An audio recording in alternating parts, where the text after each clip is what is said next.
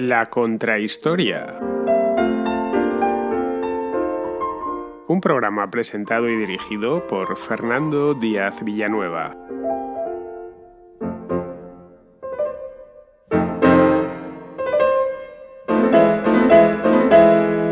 Los españoles se encontraron con América en octubre de 1492. Digo que se encontraron porque no iban a buscarla, no tenían intención de encontrar nada nuevo. Ellos se dirigían a otro sitio, se dirigían en concreto a las Indias, es decir, a la India más o menos, a lo que es hoy el Extremo Oriente. Fue en cierto modo una decepción. Ni Colón ni ninguno de sus hombres, ni por supuesto los que financiaban la expedición, que eran los reyes católicos, tenían intención alguna de encontrarse unas islas en mitad del camino. Luego se las encontraron y ya le darían uso, pero no era el objetivo principal del viaje. Querían llegar, como ya he dicho, a la India, más o menos, o a lo que se conocía en aquel entonces como la India. Tenían, por lo tanto, voluntad de gastarse el dinero. En el siglo XV lo que hacía Europa era compraba productos de Extremo Oriente, y lo seguiría haciendo durante muchísimo tiempo. Productos que le habían llegado a través del Mediterráneo durante siglos y que a raíz de la caída de Constantinopla y del dominio otomano del Mediterráneo oriental, pues le dejaron de llegar o le seguían llegando, pero a precios mucho más altos. Esto los portugueses trataron y lo consiguieron, de romper ese bloqueo otomano, dándole la vuelta a África y llegando a las Indias por el otro lado, y los castellanos navegaron en sentido opuesto. Y navegando en sentido opuesto, pues se encontraron con América. Pero vamos, eso no quita para que veamos la realidad como fue. No iban buscando una mina, iban buscando una tienda para comprar.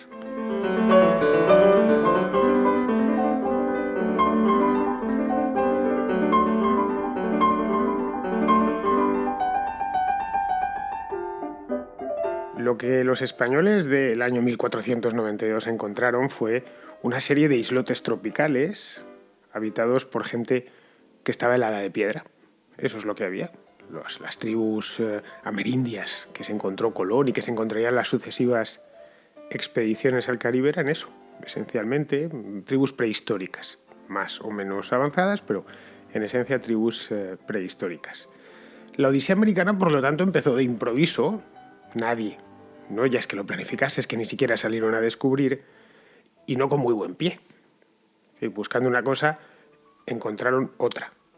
Buscando llegar a la India, se encontraron con las Islas Bahamas, se encontraron con Cuba, se encontraron con lo que es hoy Santo Domingo, la isla de la Española. Pero ese encontronazo de improviso, ese encontronazo imprevisto, cambiaría radicalmente la historia del mundo. Por lo menos la historia económica del mundo, que es de lo mismo que decir que la historia del mundo. Los españoles poco podían comerciar con los taínos. Su idea, ya lo he dicho antes, era buscar una tienda en Extremo Oriente. Pero los taínos, que eran pues la población humana que vivía en el Caribe, no se caracterizaban por su sofisticación. No fabricaban porcelanas, ni sedas finas, ni artículos en laca, ni nada de nada, que era lo que esos castellanos que habían cruzado el Atlántico iban a buscar, para llevárselos de vuelta a España y venderlos. Podían, eso sí, a esos mismos taínos esclavizarlos, traérselos a España, o ponerlos a trabajar allí, pero ponerlos a trabajar allí en el campo, básicamente. Y eso es lo que hicieron, obviamente, nada más. Se quedaron. El clima en el Caribe, como bien sabéis, es muy agradable. Estos españoles que llegaron vieron que había posibilidad de quedarse y se quedaron.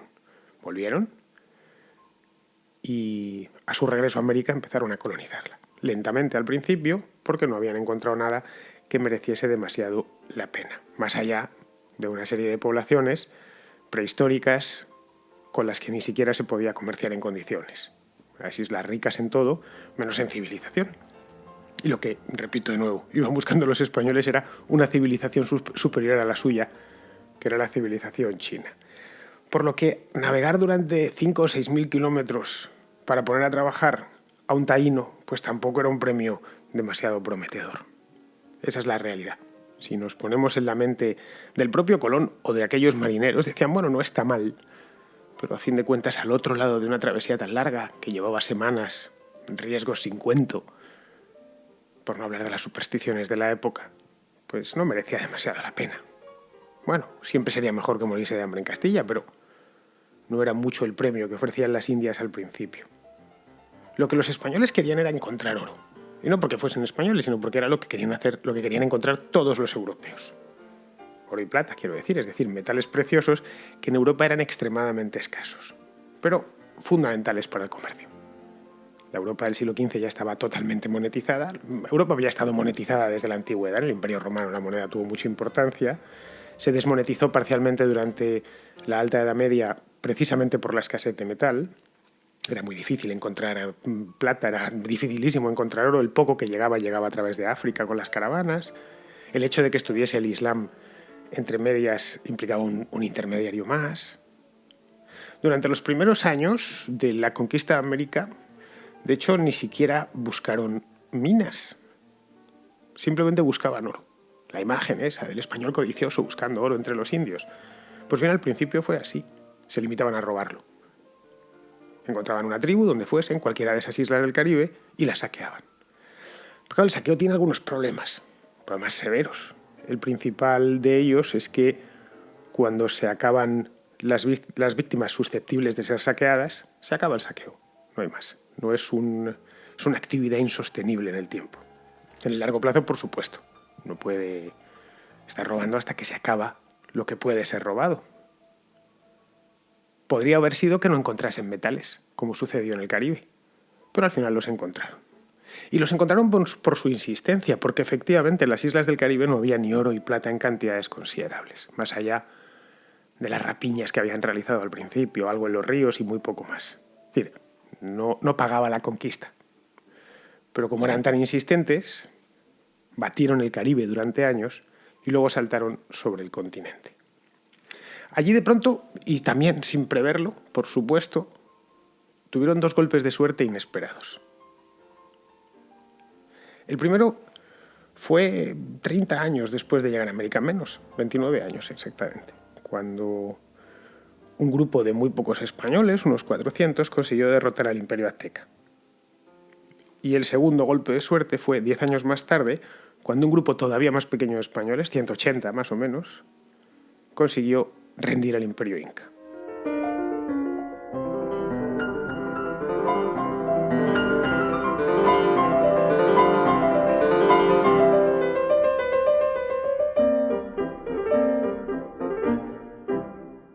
Pero la suerte no fue rendir a esas civilizaciones, ni siquiera saquearlas, cosa que hicieron, por supuesto. En cuanto vieron artículos de oro, los que tuviesen, tanto los aztecas como los incas, los robaron y los fundieron. Era las cosas como se hacían en aquella época. De nuevo, no es porque fuesen españoles. De haber llegado los suecos hubieran hecho lo mismo, o los ingleses, o los polacos. Cualquier pueblo europeo que en aquel momento hubiese encontrado grandes cantidades de metal y hubiese tenido superioridad militar, se las hubiese quedado. Es como funcionaba el mundo del siglo XV o del siglo XVI. Funcionaba así, y más si había oro o plata de por medio, y más si se venía de una cultura o de una civilización monetizada como era la del viejo continente, en la que la moneda lo era todo, es decir, el dinero era moneda de oro o de plata, de metales nobles. La suerte no fue rendirlos, ni saquearlos. Eso hubiera estado limitado en el tiempo. Hubieran terminado de robar lo que encontraron y luego se hubieran ido. La suerte fue encontrar yacimientos de plata y yacimientos de oro, que se convirtieron en minas riquísimas, mucho más de lo que se había visto hasta entonces. Ni en ninguna parte de Europa se había conocido, o del viejo continente en sí, se habían conocido minas o yacimientos auríferos o argentíferos de tanta riqueza, de los que se podía sacar tanta plata y tanto oro. El descubrimiento de estos yacimientos operó la primera gran transformación de los españoles en América. Dejaron de ser bandidos, que es a lo que se habían dedicado al principio, al bandidaje esencialmente, y se convirtieron en explotadores de minas, en ingenieros de minas. Empezaron a buscarlas de manera sistemática. Cuando dieron con ellas, especialmente con dos grandes minas, una en México y la otra en el Perú, empezaron a mejorar tecnológicamente y a diseñar un sistema para que toda esa cantidad de metal precioso saliese de allí y se recondujese a la economía mundial. Esto financió el esfuerzo colonizador y todas las cosas buenas que trajo, que la colonización europea en América trajo cosas muy buenas, no solo malas. Trajo universidades, trajo ciudades, trajo catedrales, imprentas y un larguísimo etcétera. Y financió también la expansión europea de los siglos XVI, XVII y XVIII. El primer y mayor hallazgo que hicieron los españoles, de yacimientos quiero decir, fue en uno de los lugares más desolados del planeta, es el altiplano andino. Allí a unos 4.000 metros de altitud dieron con un cerro que estaba compuesto, mejor dicho, entreverado, el cerro sigue existiendo, estaba entreverado de filones de plata, de riquísimos filones de plata. Era tan grande y había tanta plata dentro que los primeros españoles en llegar allí lo llamaron Cerro Rico, que es como se sigue llamando todavía. En 1546, que es cuando acababan de llegar y lo acababan de descubrir, de manera totalmente casual, fundaron una ciudad a sus pies, una ciudad altísima. La ciudad es por encima de los 3.800 metros, una cosa disparatada, apenas se puede respirar, en concreto para los que venimos de altitudes más bajas, ¿no? Pues allí fundaron la ciudad de Potosí, o mejor dicho, la Villa Imperial de Potosí, que es como, por cierto, se sigue llamando ahora, hasta conservan el mismo escudo, con el águila, la corona, etc. Ese no lo han cambiado. La fiebre de la plata en Potosí fue fulgurante hasta un extremo que no nos imaginamos. En 1547, es decir, un año y poco después de fundarse la ciudad, tenía ya 15.000 habitantes. 15.000 habitantes en 1547 era hablar de una ciudad, no era un pueblo, ¿eh? La ciudad media, la población media europea de la época, rondaba entre los 5 o 10.000. Las grandes ciudades tenían 50, 80, 100.000. Bueno, estamos hablando de las principales ciudades de Europa del siglo XVI, Nápoles, no pasaban de 200.000. Bien, en 1600, es decir, medio siglo después de la fundación de la ciudad, tenía ya 150.000 almas, que eran las mismas que otra villa muy lejana que se llamaba Madrid, que es donde residía el rey. Es decir, en el año 1600, Madrid y Potosí tenían más o menos la misma población, para que os hagáis una idea. La fama de Potosí era tal que para el año 1615, 1620, cualquier español de la época ya había oído hablar de ella.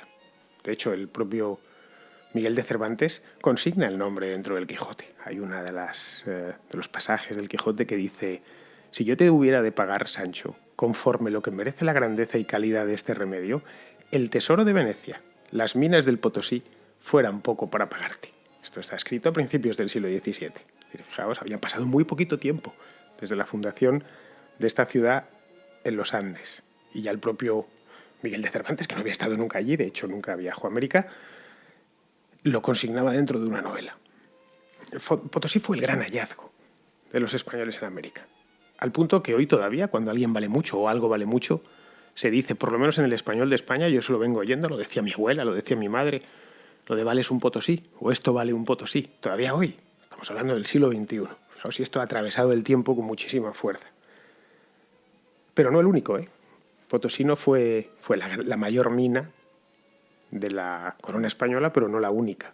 Meses después de fundar Potosí, un pequeño destacamento de españoles, muy lejos de allí en México, descubría otro filón de plata. Esta vez relativamente cerca de Ciudad de México, a unos 200 kilómetros más o menos. En aquel entonces, cada 200 kilómetros eran mucho, pero bueno, relativamente cerca, en un lugar que se llama Zacatecas, que sigue existiendo, por supuesto. De hecho, era tal la cantidad de plata que entrevieron que iban a sacar de allí, que hasta construyeron una vía de comunicación, el famoso Camino Real, que es un camino real de tierra adentro, lo llamaron. Que ese Camino Real, pues, con el tiempo terminaría llegando hasta Santa Fe, ya lo que hoy son los Estados Unidos de América. Potosí fue un producto de la casualidad, ya os lo comentaba. En cambio, Zacatecas es algo propio de unos exploradores. A mediados del siglo XVI, finales del siglo XVI, había españoles buscando yacimientos de oro y plata por toda América, y buscándolos de manera sistemática. Es decir, habían abandonado ya por completo la rapiña. Bueno, esto realmente hay que hacerlo sostenible y la mejor manera, invitados además por el éxito de Potosí, que funcionaba muy bien.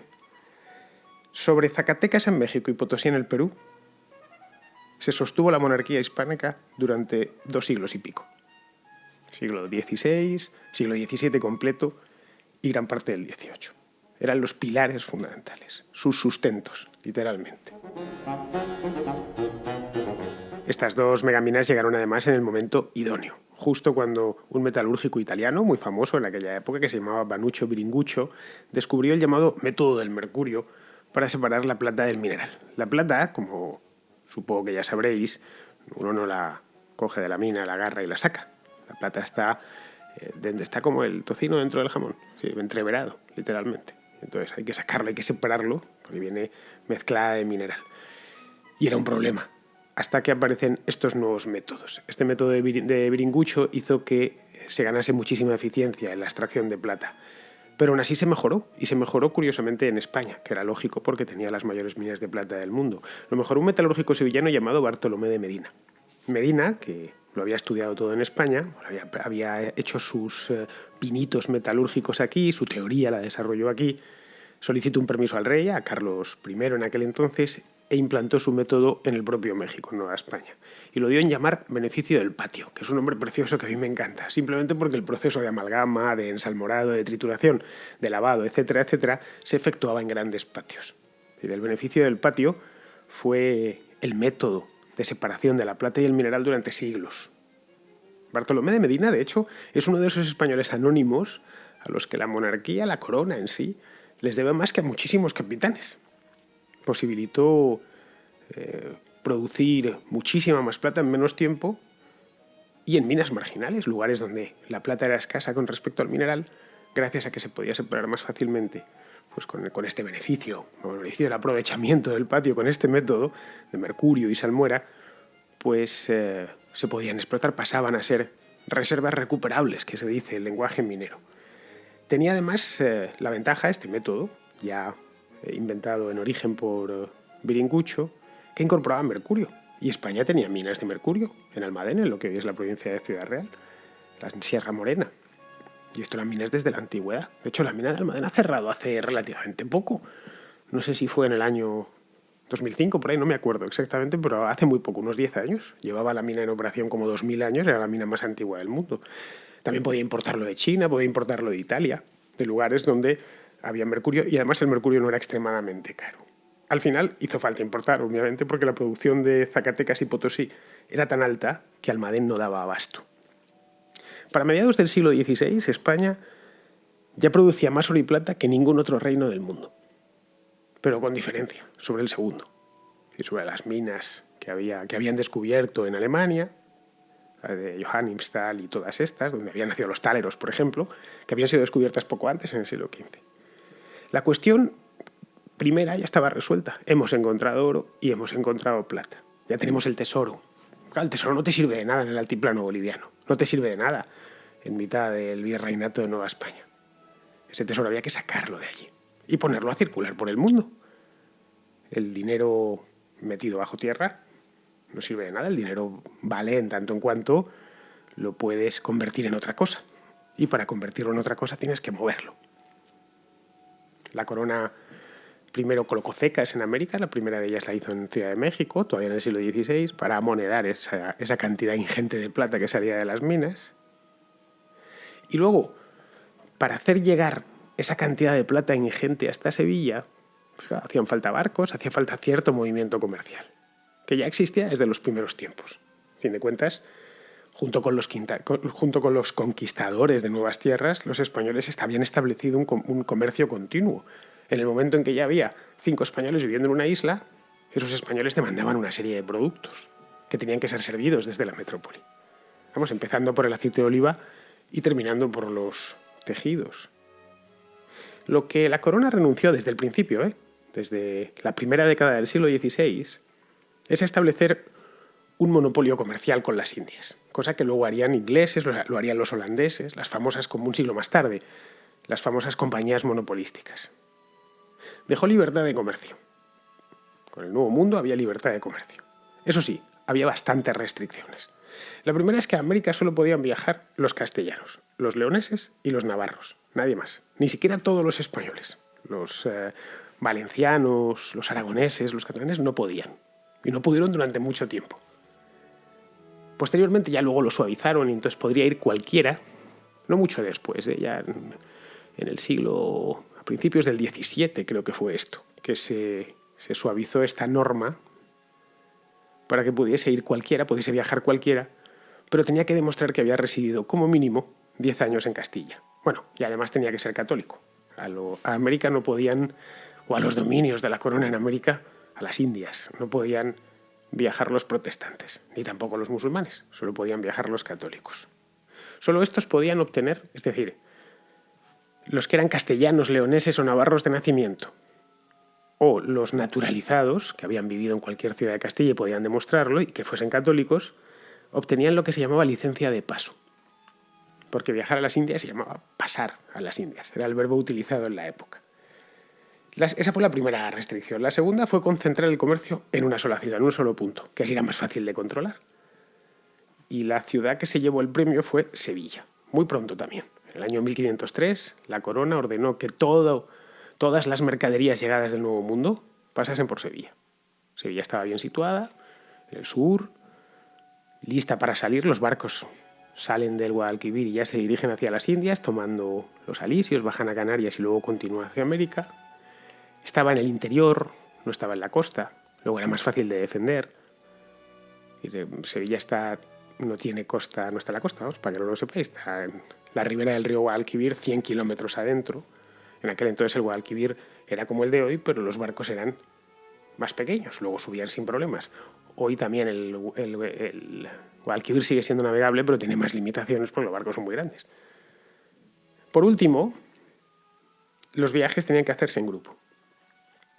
Es decir, no podía salir uno cualquiera y decir, vamos, aquí, venga, desamarramos el buque y nos vamos. Eso no se podía hacer.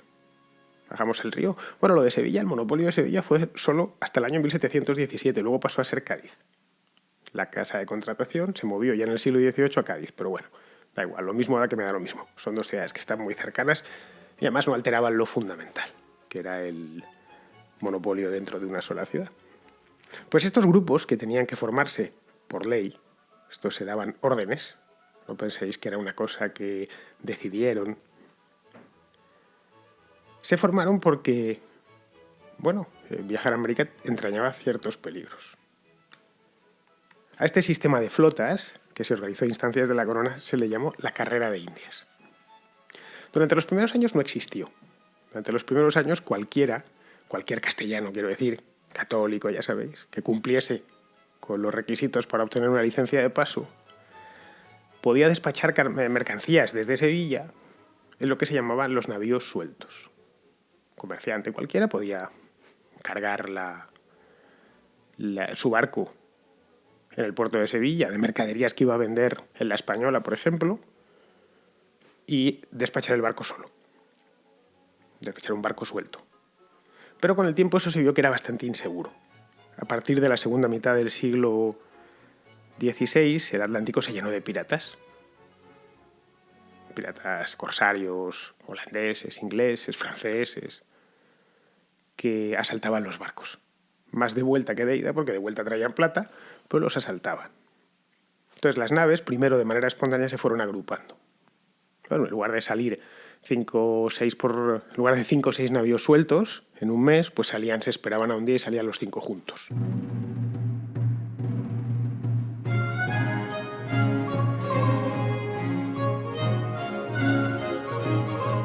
Esto la corona lo tenía visto, como es lógico, y legisló en función de lo que estaba sucediendo en Sevilla.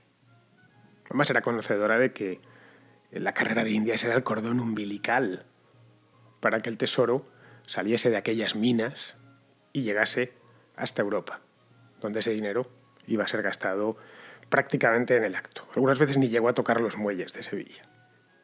Y la corona organizó un sistema para prevenir especialmente los asaltos, pero no solo, también la meteorología. Fueron más o menos calculando en qué fechas del año pues la navegación por el Caribe se hacía muy complicada, por huracanes, por temporadas lluviosas, etcétera, etcétera. Entonces, a partir del año 1561 se crea el sistema de flotas. Las flotas estaban formadas por los navíos mercantes, que eran básicamente carracas, el barco tipo carraca, y 2 galeones que iba uno delante y otro detrás. Al de delante se le llamaba la nao capitana y al de atrás se le llamaba la nao almiranta. Estos galeones iban artillados, por supuesto, y tenían órdenes de incorporar o llevar a bordo 30 soldados cada uno. 30 soldados armados, por si acaso pues cualquiera de las carracas iba a ser objeto de un abordaje por parte de los piratas. Ten en cuenta que las flotas de Indias en su momento álgido llevaban hasta 100 navíos y se estiraba mucho esa flota durante la travesía.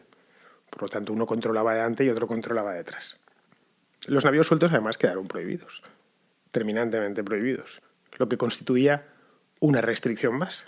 No se podía viajar a solas hasta América.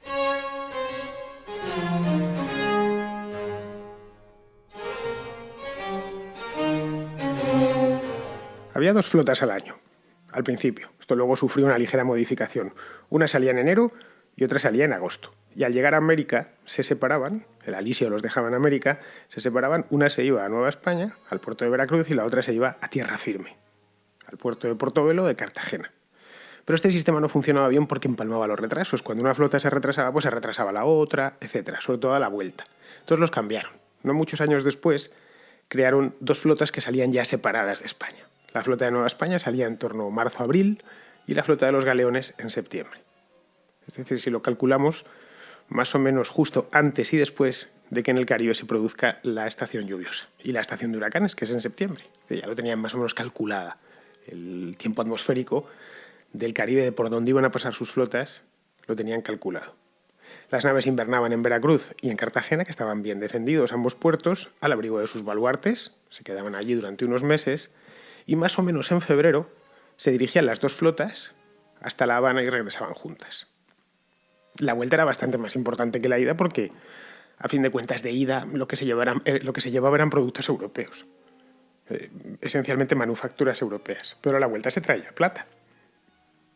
Y eso significaba que los corsarios de todos los países y los piratas estaban esperando a que pasasen esas flotas, por lo que la flota de vuelta era más grande que la flota de ida.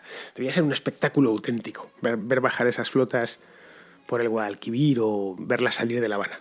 Digno de ser visto. Imaginaos 100 barcos, 100 galeones, carracas saliendo de vela, saliendo por el puerto de La Habana. Vamos, la pena es que en el mundo hispano no hacemos películas, las hacen todas en Hollywood y claro, hacen películas de su propia historia, no de la nuestra.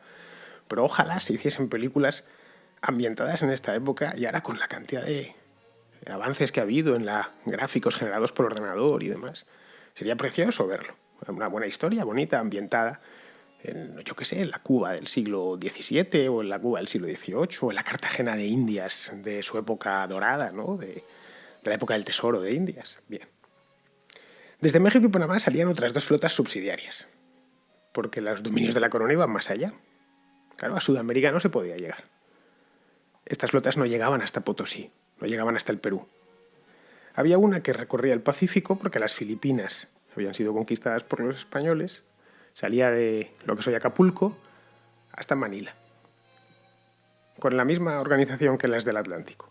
¿Sabéis? Salían juntas en un momento dado del año, custodiadas por 2 galeones de la Armada, bien, debidamente artillados, etc. A esta se la llamó el Galeón de Manila. Y otra que salía de Panamá, del Istmo de Panamá, se le llamó la Flota de la Armada del Sur o la Armada del Sur. Llegaba la flota de los galeones desde España, desembarcaba ahí, sus productos, transportaban con mulas pues los 50 kilómetros que tiene el Istmo. Ojo, se sigue transportando mucho por el Istmo de Panamá, pegado al canal de Panamá hay una línea de ferrocarril. Va siempre llena de mercancías. Muchos barcos no lo cruzan porque no compensa. Dejan las mercancías en un lado, las transportan en tren y se las llevan en el otro. Esto ya se hacía en tiempos de la colonia. Y agarraban estas mercancías y las llevaban. Pues iba esta armada del sur, iba tocando puertos en la costa de Sudamérica y bajaba hasta Valparaíso. Pero la parada principal era el Callao, el puerto de Callao, que está al lado de Lima. Ojo, todo sin teléfono, sin internet y nada de nada, ¿eh? El sistema duró casi 3 siglos, hasta el año 1776, que es cuando se decide desmontar. No por nada, sino porque tenía ya muy poca importancia. Las remesas de plata ya no eran tan importantes, no había tanta cantidad, la economía mundial ya había cambiado mucho, y es cuando el rey de España, en aquel entonces Carlos III, pues decreta el libre comercio con América. Cualquiera podía ir, desde cualquier puerto se podía comerciar sin problemas. El sistema, de hecho, fue muy exitoso. Si lo medimos por la cantidad de barcos perdidos, fue muy exitoso. Se perdieron muy pocos en huracanes y tempestades, porque llegaron haciéndolo todos los años como lo hacían y teniendo tantos barcos en el mar, llegaron a controlar bien la meteorología de América. Saber exactamente en qué épocas se podía navegar y en qué épocas no. Y luego, para evitar el tema de los asaltos de los piratas, pues se sabía exactamente por dónde navegar y se llevaba siempre la flota muy bien artillada y muy bien protegida. De hecho, en estos casi 300 años que duró el sistema de flotas, solo se perdieron 3. Se perdió la de 1628, que la atrapó Piet Hein, el pirata holandés, y después la de 1656 y 1657. Es decir, el siglo XVII, que fue también el siglo principal de las flotas de Indias, fue el más negro. Pero aun con todo, teniendo en cuenta el movimiento que había de flotas, solo de España salían 2 al año. Y perdieron 3 en 100 años. Luego, en el año 1622, en 1715 y en 1733, fueron hundidas por huracanes. Solo en 3 años. Que les agarró un huracán, probablemente fuera de fecha, les sorprendió y las hundió. Claro, fijaos lo que hacen los huracanes hoy con los barcos actuales y os podéis imaginar lo que hacían entonces con los galeones, que eran barcos de madera, a fin de cuentas, pequeñitos en comparación con los de hoy en día, ¿no? Luego, en 1702, parte de la flota fue apresada durante la batalla de Rande, en Vigo, pero ya en España, dentro de la Guerra de Sucesión. Algunos de los barcos cargados de plata estaban allí. Se habían refugiado dentro de Vigo.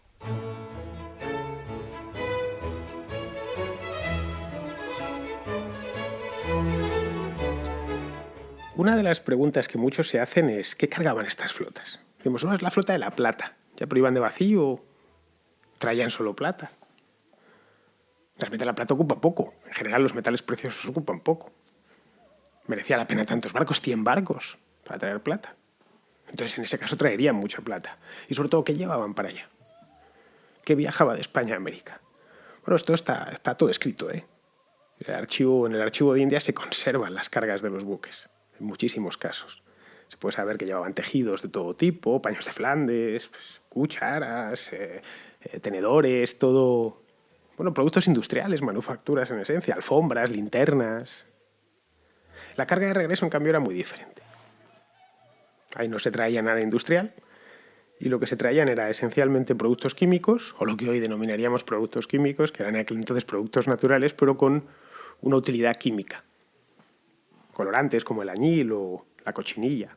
Hasta que aparecieron los colorantes químicos, si uno quería tintar una prenda de rojo, utilizaba cochinilla. Si quería tintarla de oscuro, de azul oscuro, utilizaba añil. También traían plantas medicinales. La zarzaparrilla, por ejemplo, viene de ahí.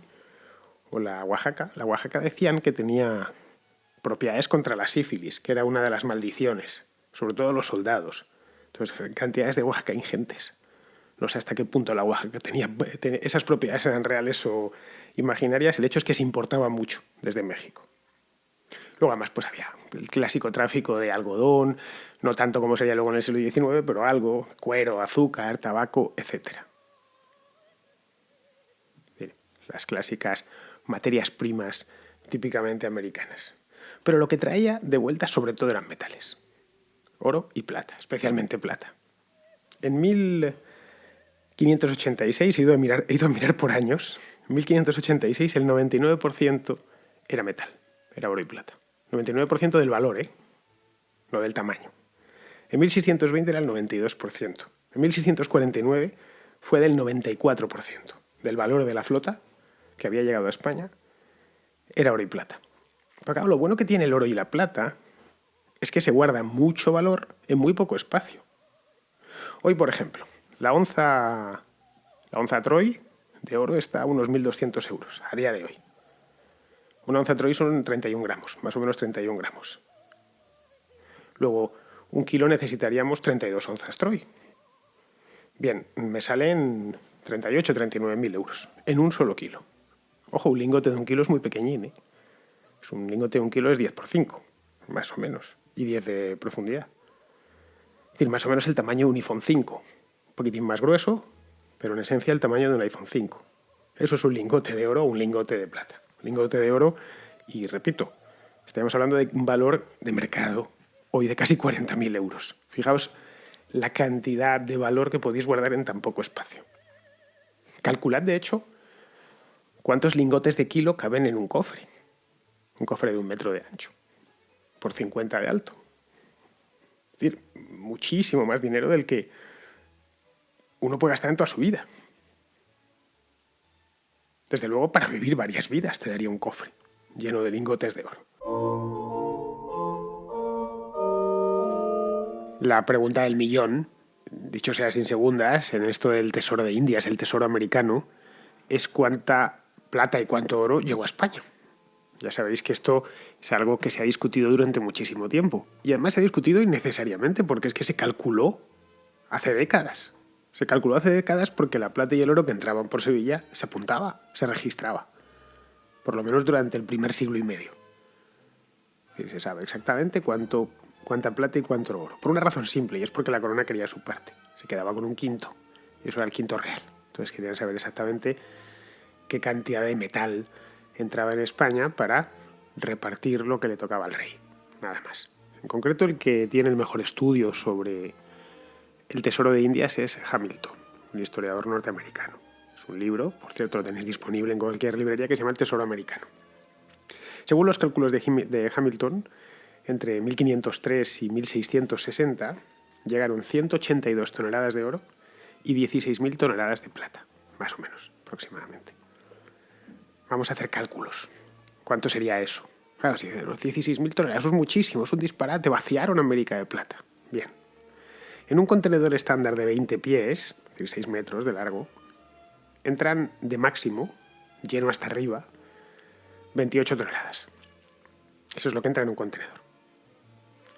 Así que para dar cabida a todo el oro, todo, que se trajo de América a España, solo necesitaríamos 6 contenedores y medio. Nada más. Entraría todo el oro. Y 570 contenedores, en 570 contenedores toda la plata. En el portacontenedores más grande del mundo ahora mismo entran unos 18.000 contenedores. 18 y 19.000 contenedores. Es decir, 34 veces todo el tesoro americano. Todo el que quedó registrado, por lo menos. Haceros una idea. No es muchísimo. Es decir, podríamos traerlo de una tacada en un portacontenedores pequeño. Cierto es que no toda la plata entraba registrada, es decir, entraba legalmente. La llamada plata de registro, que es como era la fórmula que se utilizaba, era una parte. Luego había otra de contrabando. La de contrabando nunca podremos llegar a saberla porque era de contrabando. Llegaba en navíos sueltos que también circulaban de manera clandestina, o en dobles fondos de los cofres. Los comerciantes tenían todo tipo de trucos, un poco como hoy con la droga, más o menos, ¿no? El comerciante declaraba menos plata de la que realmente traía. Claro, la parte que no declaraba no tenía que traerle el quinto real. No tenía que pagar ese quinto de impuestos, ese 20%. Tened en cuenta que la corona se quedaba con menos plata de lo que se queda hoy el Estado en concepto de IVA. Hoy el IVA en España es del 21%. Es más de un quinto. Es decir, Dios, qué barbaridad, qué ladrones. Sin duda. Pero menos ladrones de lo que son ahora. En 1660, como veían que el contrabando era ya una cosa que no había manera de controlar, pues abolieron la obligación de registrar la plata. Simplemente. Entonces, a partir de entonces ya no tenemos los mismos registros. Sigue habiendo registros de plata, se sigue más o menos calculando porque el rey seguía exigiendo su quinto, pero no era una obligación que se llevase, además generó una burocracia gigantesca. Bueno, pongamos por caso, nos podemos hacer una idea con esos datos, pongamos por caso que fue el doble, que realmente entró el doble de plata. En este caso nos harían falta 1.000 contenedores. Es decir, siguen cabiendo en un barco portacontenedores. Bueno, y nos quedarían contenedores para muchísimo más, para llenarlos de iPads y de todo tipo de productos. Es decir, la cargaríamos sin ningún problema en un buque containero de tamaño mediano, pequeño. Pues bien, esa cantidad tan pequeña, tan aparentemente pequeña, comparativamente pequeña, cambió la historia del mundo. Es curioso y es duro decirlo, pero es así. Es decir, esas 182 toneladas de oro y esos 16.000, o si queréis, vamos al doble. Es decir, ¿qué os digo yo? Esas 32.000 toneladas de plata y esas 400 toneladas de oro cambiaron dramáticamente la historia del mundo. De hecho, acabaron de golpe, en muy poco tiempo, con la opresiva escasez de metal que había en Europa. Y eso activó todo el comercio internacional, todo el comercio mundial. Las venas de la economía de pronto se llenaron de sangre y de oxígeno. Convirtió además a España en el reino más poderoso del planeta, durante muchísimo tiempo, durante siglo y medio. Tomás de Mercado, uno de los primeros economistas de la historia, lo dejó consignado del siguiente modo. Decía literalmente: Sevilla y España, que eran el último rincón del mundo, se han convertido en el centro. Esto lo decía en uno de los primeros libros de economía de toda la historia, el Tratados y Contratos de Mercaderes de Tomás de Mercado, que fue publicado en Salamanca en el año 1569. Entonces se publicó en latín, eso sí, yo os he dado la versión traducida. Y el problema del centro del mundo, que es en lo que se había convertido el reino de España o mejor dicho, de Castilla casi. Los aragoneses no pincharon demasiado, al menos durante los 2 primeros siglos.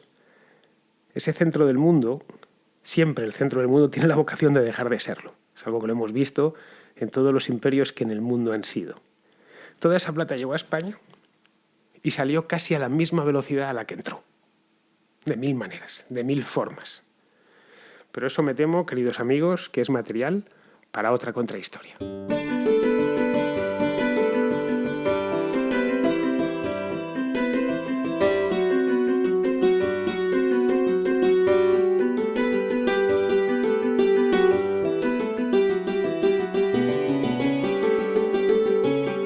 Espero que os haya gustado esta contrahistoria sobre el Tesoro de Indias. Es algo que tenía ganas de hacer desde el principio. Me apetecía mucho este tema, es un tema curioso, desconocido a pesar de que todo el mundo habla de la plata americana. Siempre no es la plata de América, la plata de América, la plata de América, pero se conoce muy poco su intrahistoria. La intrahistoria de la plata americana, de cómo se encontró, cómo se sacó de debajo de la tierra y cómo se trajo hasta Europa. Eso es un poco en torno a lo que he centrado el capítulo de hoy, de ver por dentro y sin meterle ningún componente o más componentes políticos de los estrictamente necesarios, cómo se sacó toda esa plata y se trajo hasta aquí. Queda otra parte importante, que es cómo ese tesoro se gastó, o mejor dicho, cómo se dilapidó.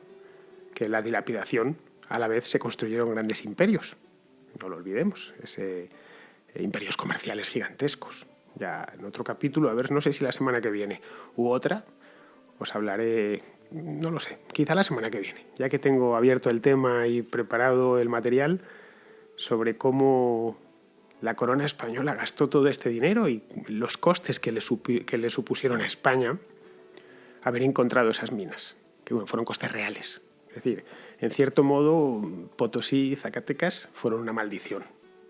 Pero esto, como os decía antes, es material para otro capítulo. Entre tanto, ya sabéis, me encanta teneros ahí y me despido de vosotros hasta la próxima semana.